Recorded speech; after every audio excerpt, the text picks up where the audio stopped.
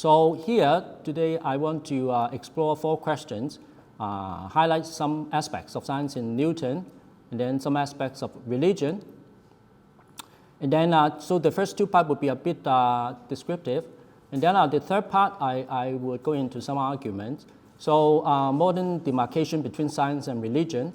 I will cite some quotations from Einstein and Stephen Hawking. Of course, they are serving as contrast with Newton. And then one immediate question, of course, is how to apply Ockham razor, right? So if you invoke Ockham razor, does it mean that Newton has no case? So I want to provide a different alternative interpretation. Of course, we don't need to read these things. We know that Newton didn't have a happy childhood, right? He was a posthumous baby. His father died before he was born. His mother remarried at his age of 3, moved out, and then raised by his grandparents. And then his mother came back at his age of 11 with the half siblings.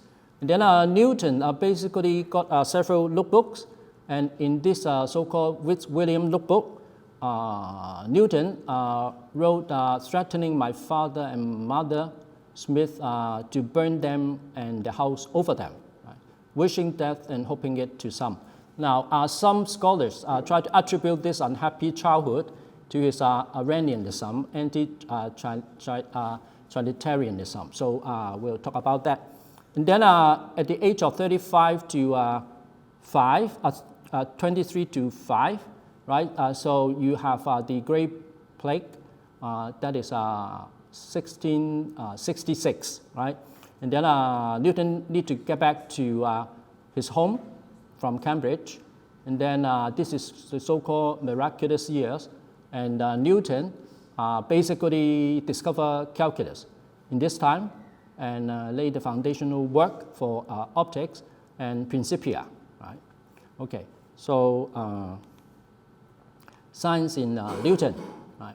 So we know that Newton is a secretive person.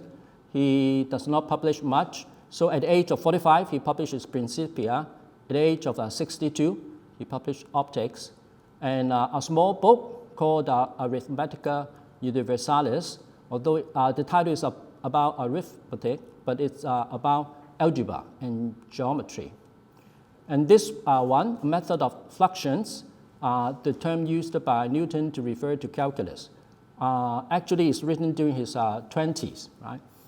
This is, although not published during his lifetime, but this serves as the evidence that he not just independently discovered calculus, but earlier than Leibniz, right?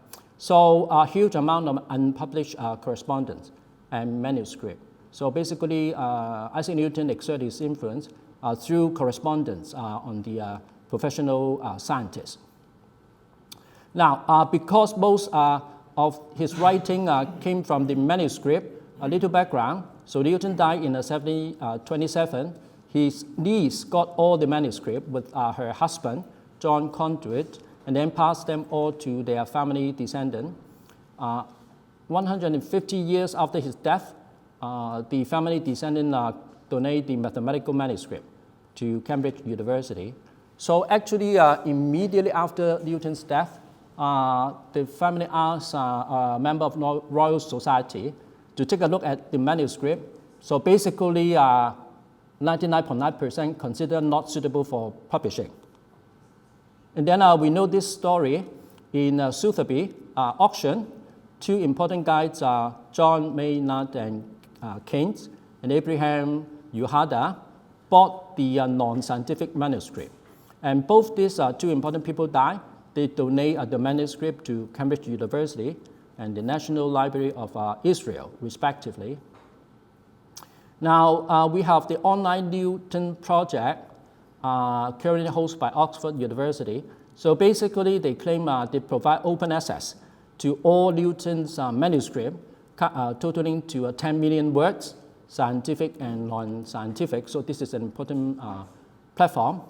Now, I want to talk a little bit about the background at that time. So ever since Kepler's 3 laws of planetary motion, were recognized by the scientific community, the idea of gravity was circulated among Newton's contemporary scientists. So basically, based on the three laws, they imagined that there should be gravity somehow, right? So Robert Hooke, actually one of Newton's rival, elaborated on the concept of gravity in his 1678 works, a decade before Principia's publication in 1685, when Newton was 45 years old. So Robert Hooke basically very unhappy because he asked Newton should acknowledge his contribution because he talked about gravity with Newton. However, we know from history only Newton can apply mathematics, calculus. So calculus, I think, is the catharsis to the whole scientific revolution, right? To yield accurate predictions through his laws of motion and gravity. So we may sort of list the points of the hallmarks of Newton's scientific revolution. Because of calculus, he is the only person to be able to have the mathematical precision, right?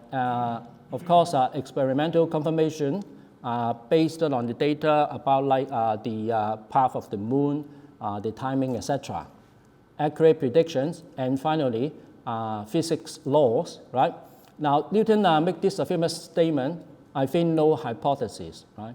Hypothesis, of course, in modern science is very important, but the term used here for Newton, meaning that unless you fulfill all the ABCD, otherwise, it's merely a guess, a hypothesis, and Newton think that this is no good unless you have, for instance, the physics laws based on accurate prediction with the experimental confirmation and mathematical precision.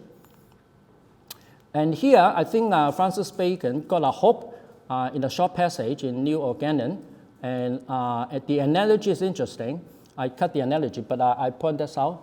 So for Francis Bacon, true business of philosophy, here natural philosophy, neither relies solely or chiefly on the powers of the mind, and he compared this to spider. The spider spin out the web by itself, right? Comparing to rationalists. Nor does it, like ants, take the matter which it gathers from natural history and mechanical experiment and laid it up in the memory hole as it finds it. So basically, the ants compared to the empiricists, they make observation, right? But of course, the best one lays it up in the understanding, altered, and digest. So for Francis Bacon, this can be compared to bees. The bees take up the honey from the flower and then transform it for other purposes. So therefore, from a closer and purer link between these two faculties, the experimental and the rational, such as has never yet been made at Bacon's time, much may be hoped at. So I guess Newton, in a sense, fulfilled Bacon's hope, right? In another case, I think Immanuel Kant synthesized the rationalist and empiricist philosophy, transform them into transcendental philosophy. Can also be said to fulfill Bacon's hope in the philosophy field.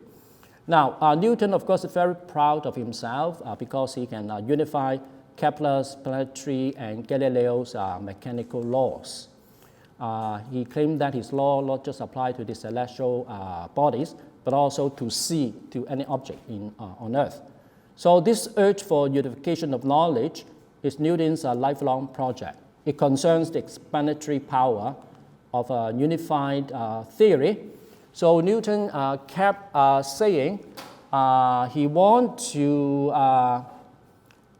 apply his theories to the microscopic level, but because at that time, of course, you don't have any experimental confirmation, and it could only remain as a hypothesis. And Newton would not feign any hypothesis, and therefore he does not officially apply his law to the atomic level.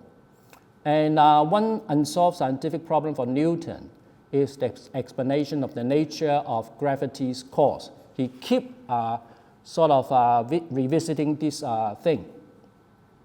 Since Newton rejected the idea of ether, we know that gravity across a vacuum space seems inexplicable under a mechanistic worldview. So this bothers Newton a bit, but he keeps searching for a reasonable explanation of the cause of gravity. Right?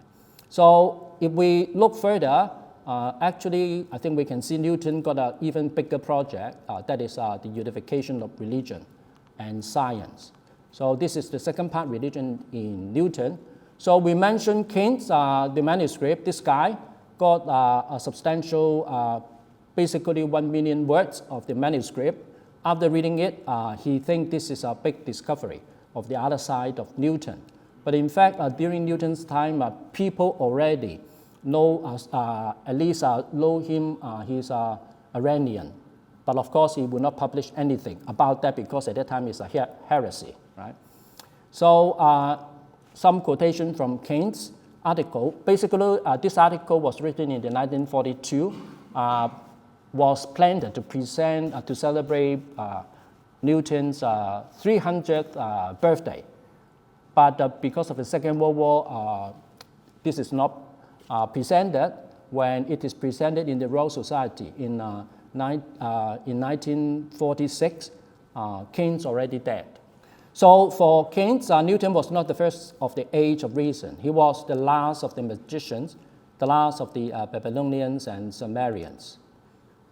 He regarded the universe as a cryptogram set by the Almighty, which that would be revealed to the initiate. So Newton really got a sense of importance about himself. He thinks, of course, he's a smart guy, but he also thinks that he's the chosen person to understand God through science and religion. Now, Keynes further comment, with one foot in the Middle Ages and one foot treading a path for the modern science, Newton's non-scientific manuscripts are seen as wholly magical and wholly devoid of scientific values. I think this can reflect not just Newton's spirit, but actually the spirit of the secular modern science, the modern scientists, right? So we can easily find books echoing Keynes' idea, right? Newton belonged to the pre-Newtonian world because of the magical writing. So basically, 90% of the manuscript out of the 10 million words are about the so-called magical things.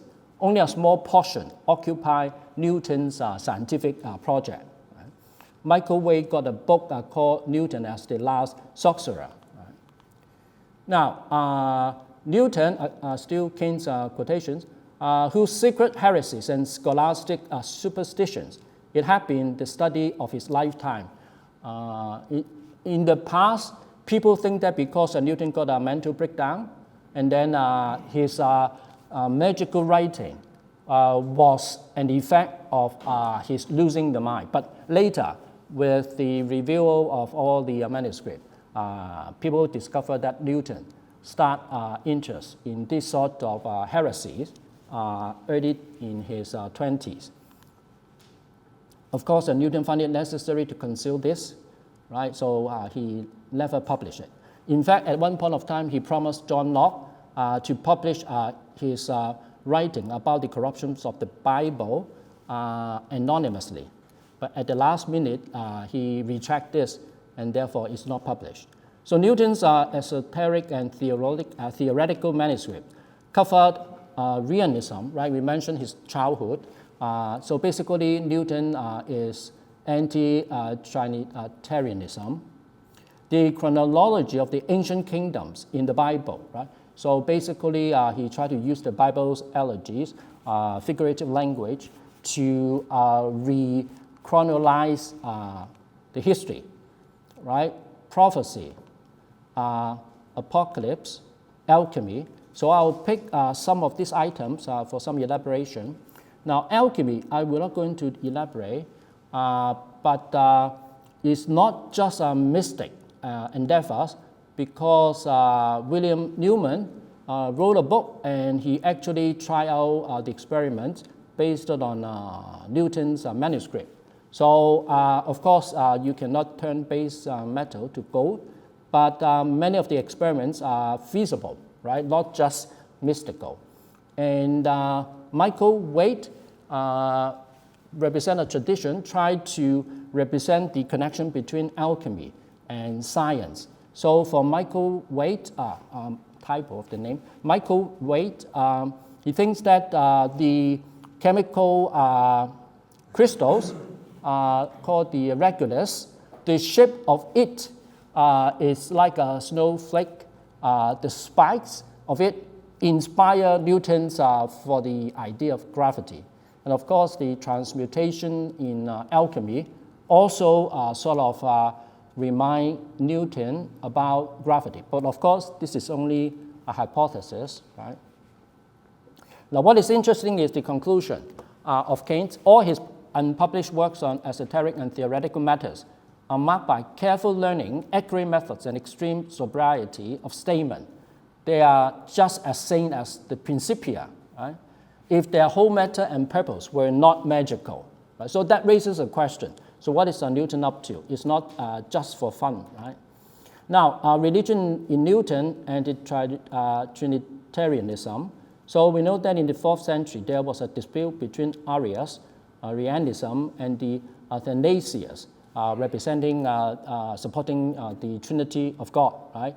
Arianism challenged the Trinity idea, right? Basically, they do not think Jesus Christ was God, right? Jesus Christ was created by God, okay? So there's a sharp separation between God Father and the Son, right? So some people relate this to his unhappy childhood. So according to Arianism, Jesus Christ was created by God and should not be identified as God.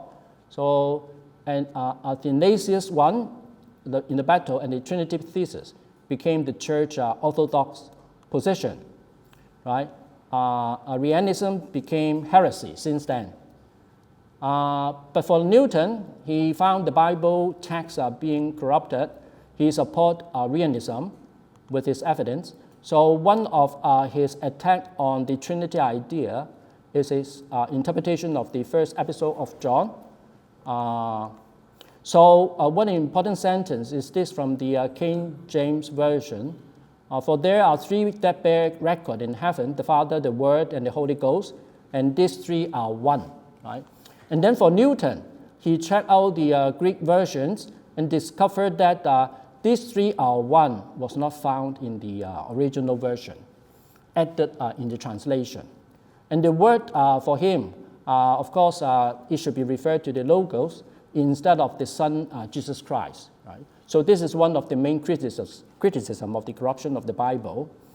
And Newton's meticulous study of the Bible also led him to develop 12 reasons against the Trinity of God, cited by his early supporter, the biography writer, Brewster, in 1855. So some of these reasons is that from Newton, the word God is nowhere in the scriptures used to signify more than one of the three persons at once. So God always refers in the Bible, one. Whenever it's said in the scripture that there is but one God, it is man the Father. The Son in several places confess his dependence on the will of the Father. So I think this is quite clear. Jesus Christ, the Son, confessed the Father greater than calls him his God, right? So all this for Newton is important to support Arianism, right? But he never published his views. Apocalypse, this is one reason why Keynes consider Newton belonged to the Babylonians, right? So we know that the Catholic Protestant dispute over apocalypse, which happened a century before Isaac Newton. So one of the contentions about whether the Pope, right, the Catholic Pope should be identified as the Antichrist mentioned in somewhere in the Bible, right? The dispute of apocalypse was not a simple matter of faith, but a complex intellectual challenge for Christians, right? So basically, Newton got interest in this, and he think that he should be able to decode the figurative language, symbols, images, and timelines in the Bible. It involved deciphering symbolic images. So from the Bible, we see that the four beasts mentioned for Newton, it referred to the Babylon, Persia, Greek and Roman periods. The little horn for Newton and also for some other contemporaries, should refer to the papacy, the Pope, right? Now, one interesting thing about the apocalypse, the end of the world, according to Newton's calculation based on the Bible, is 2060. It got publicized quite recently in some magazines, right? So close. Some of you may be able to experience this. But the calculation, how does it come? Basically, for Newton, 1,260 days mentioned in the Bible, he thinks that it should mean the years, the day should mean years. And how to count the starting point? The starting point is that it should start with the papal dominions, and it should start from 800 AD, right? But Newton took it seriously, right? For him, the goal is not really to tell you the end of the world. It's not to make a prediction about the future. He wants to use it to confirm the prophecy through history with the Bible. So this is his main point, right? So Life, right, the current director of the Oxford Newton Project, said this: Newton is seen to possess a self-image as the last restorer of Christian truth along the line of Abraham, Moses, and Jesus Christ, when Jesus Christ is not considered God, right? He's more like a prophet, specially created by God. Now, God's word and work, right? One way to understand Newton's project is that he views the Bible as God's sacred word and nature as God's all-inspiring work. So the two should be the same, right? It all depends on whether you are able to decipher the secrets. So it's quite clear Newton's science is not just science, it got some religious overtones because you understand the laws of physics, you understand God, right? So this unification with physics and religion indicate that for Newton, there should not be a sharp demarcation of science and religion as a quest for truth and knowledge. Now, in the Principia, Newton pointed out the role played by God in the design, right? So for one point, for Newton, you can use the laws of motion to explain what happened with the planet, but the laws cannot tell you why the universe and the planets got this position and movement, right? And it requires God for the arrangement. And then the second quotation, this is a teleological explanation, right? You need a design and dominion of an intelligent and powerful being in order to explain the functioning, at least the arrangement, the initial arrangement of the planet. And especially the position of the planet is such that the fixed stars will not fall upon one another as a result of the gravity, right? He has placed them at immense distances from one another. So it's always about the beginning of the universe, and then Newton's laws would explain what happened afterwards. This passage is important because later I will show Stephen Hawking, who tried to have something to say about this without God. So again, still in Principia, no variation in things arises from blind metaphysical necessity. So you cannot become the spider, if you use Bacon's words, to know everything. So all the diversity of created things, each in its place and time, could have arisen from the ideas and the will of our necessarily existing beings, right? So from the human mind, you cannot postulate purely from reasons why the universe is like that, right? Because the way it looks like this, God movement changes, etc. It must be the design of a necessary being. Right. So again, now this is important because I'm going to go back this. So Newton, of course, on the one hand, explained that he still wants to know the causes of gravity, right?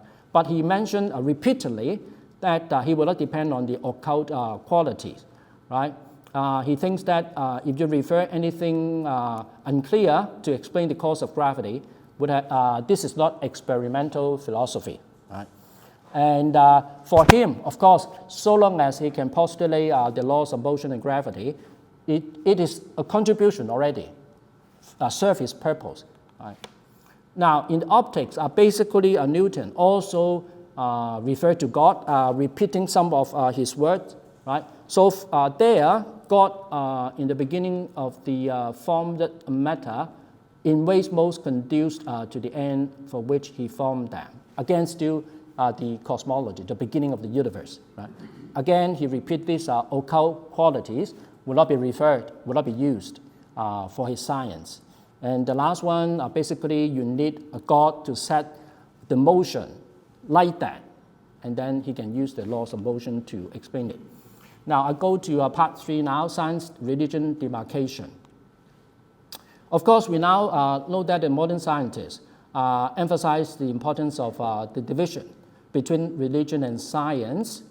And science is about knowledge, right? Religion concerns faith. So mixing the two in the one project would commit Gilbert Ryle's called categorical mistake, right? Because the two are about different things. So modern scientists would likely invoke Ockham razor, right? They would ask who needs the supernatural when the natural explanation can already explain everything scientific. So we understand this is the trend of the science. Now here I want to start quoting something from Einstein. He wrote several papers on science and religion in his book Out of My Later Years. Right? So Einstein held that the traditional religion, that is with a personal God, should not be mixed with science. Traditional religion for Einstein is about values, what should be, right? Science concerns facts. When you mix them together, it explains why different religions would go into war, because they think that it's about facts. Right? Now, another quotation, the man who is thoroughly convinced of the universal operation of the law of causation cannot for a moment entertain the idea of a being who interferes in the course of events. Right? But at the same time, Einstein admits that you can never refute God by science, never, right? Because they can be about something beyond a scientific domain. Quite interestingly, Einstein considered the development of religion in 3 stages. The primitive religion is about fear. Right? Christianity is like a religion of love and care, but they got a personal God. For Einstein, the best religion should be cosmic religious feeling. Right? So some people argue whether Einstein is an atheist or believer in God, right? Because he tried to evocate cosmic religious feeling, a bit ambiguous for some people, right? But of course, Einstein is not a believer of Christianity. So Einstein favored the cosmic religious feeling for scientists. It advocated this to replace the traditional personal God religion. Right? So what is the cosmic religious feeling? So he believed scientists are moved by profound reverence for the rationality manifest in existence, including laws of nature.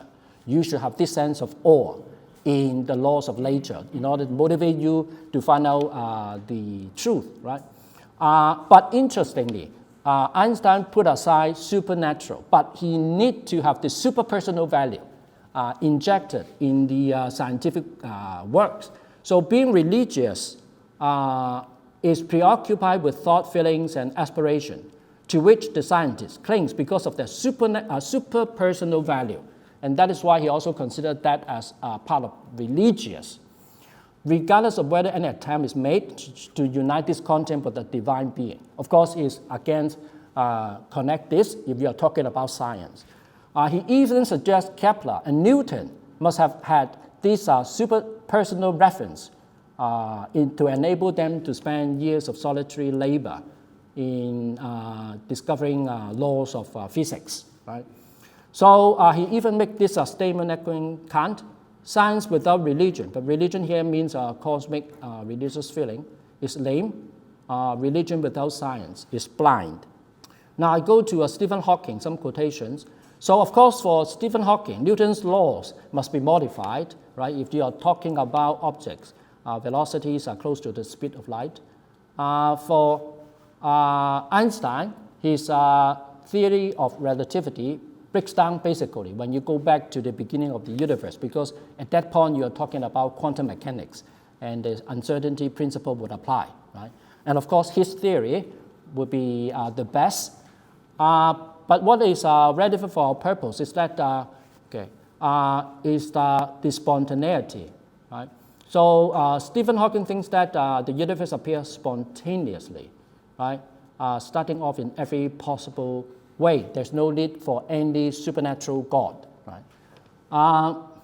Now this passage is important because Stephen Hawking tried to explain how the universe come into the state like nowadays, right? So the irregularities in the early universe are important because the gravitational attraction of the extra density would slow this expansion of that religion, blah, blah, blah. But the important point is that it can explain eventually, cause it to collapse certain part of that matter to form galaxies and stars. So you don't need God to make the arrangement. Nature would do it, right? So quantum fluctuation lead to the creation of tiny universes out of nothing. So you don't need God. And then he makes it explicitly, right?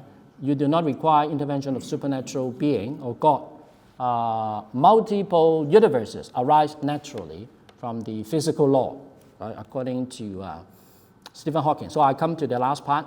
Ockham razor, right? We know many versions, but the typical version is entities should not be multiplied unnecessarily. Right? Now, I found passages who echo this. So for Einstein, the goal of science is to discover rules, but this is not its only aim. It also seeks to reduce the connection discovered to the smallest possible number of mutually independent conceptual elements. Right? So this is a version of Ockham razor. Stephen Hawking, of course, also got his say. We could still imagine that there's a set of laws that determines event completely for some supernatural being. However, it seems better to employ the principle known as Ockham razor, cut out all the features of the theory that cannot be observed. Right? So this is Hawking. Now what is interesting is that I also found this sort of Ockham razor in Isaac Newton's writing, the first rule of reasoning in the Principia. So we are to admit no more causes of natural things than such as are both true and sufficient to explain their appearances. Right? So to this purpose, the philosopher said that nature does nothing in vain. For Newton, more is in vain when less will serve. For nature is pleased with simplicity. So this is obviously a version of Ockham razor. Right? So concluding part. So should Newton's case be closed? Applying Ockham razor, right? Newton got a God, something looks like superfluous. So the case would be for Einstein and Stephen Hawking. But I think there may be a way to look at it, not quite yet, because simplicity is not a simple concept. Right? Everything, I try to cite from Einstein, everything should be made as simple as possible, but no simpler, right? So what is the best simplicity is still a question on agenda. Now, the first statement actually attributed to Einstein, close source of this statement is a lecture given by him in 1933.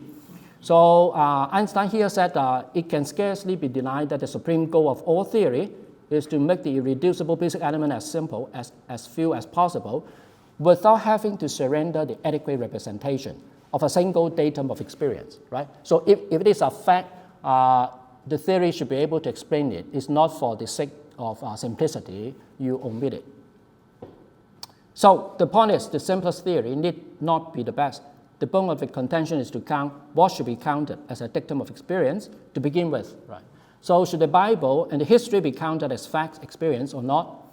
Now, of course, Hawking, in his book of The Grand Design, also has something similar to what Einstein mentioned, right? So the first condition of a good scientific theory, it should be elegant. So sort of echoing Ockham razor, right? But what is elegance is an open question. And I think this leaves room for us to understand Newton, right? So from a secular perspective, the development of modern science towards a godness and naturalization process within science illustrate an application of Ockham razor. I think for most scientists, consider this a natural development, right? But from the Newtonian worldview and his grand unification project, Ockham razor will still legitimately keep the concept of God. If you take the Bible is a record of history, including something happened with God, right? So important because Newton is considered the father of modern science. If he overused the idea of God, no good, right? So it does not, so long as, if we look at Newton's perspective, so long as it does not introduce occult properties, right? So he repeatedly mentioned that he would not depend on any occult properties or forces, or the God who would cut short the formulation of any further possible physics laws, right? So long as you keep God in a proper position, you are still able to have God so that you achieve the grand unification project, right? So Newton is careful enough, right, from the quotation I mentioned, about this point, so that he still be considered the father of modern science. Okay, thank you.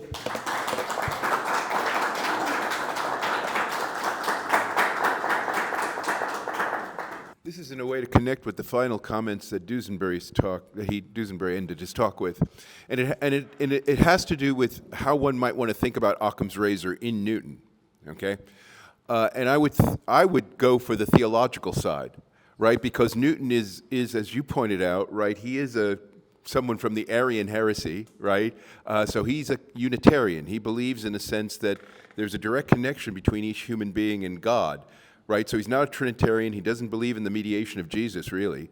Right, he has this very radical, stripped-down Christianity, and that's quite important, I think, from the standpoint of motivating somebody like him and Leibniz and a lot of these other scientific revolutionary guys to actually try to get into, literally, the mind of God. Right, in a sense, they believe that there is a way they could actually channel that in a very direct fashion.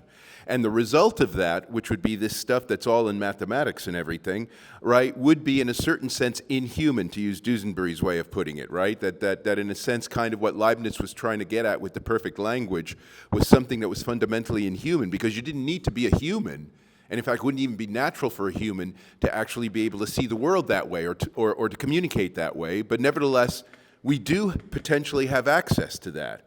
And the reason why I say this is that when you start moving through the 18th and 19th centuries, right, you see Unitarianism, which is what Arianism basically becomes, as something that is very much there with the early founders of modern logic and a lot of these people who are very mathematically oriented, where what their theology is this very stripped down thing of their being able to channel directly the mind of God, right, through mathematics typically. Right, but the point is what they do is they strip out a lot of the mediating aspects of Christianity, including Jesus, right? Because in mainstream Christianity, Jesus is necessary for salvation. But these guys really strip it out, and that's why it was very heretical at that time, and eventually kind of evolved into a kind of secular worldview. But I think that's where Occam's razor is operating with Newton, is actually on the theological side. So he is reading the Bible and everything through this lens that he himself can directly access the mind of God, just like the way he reads the cosmos. Yeah, thank you. I totally agree with you. Okay, thank you.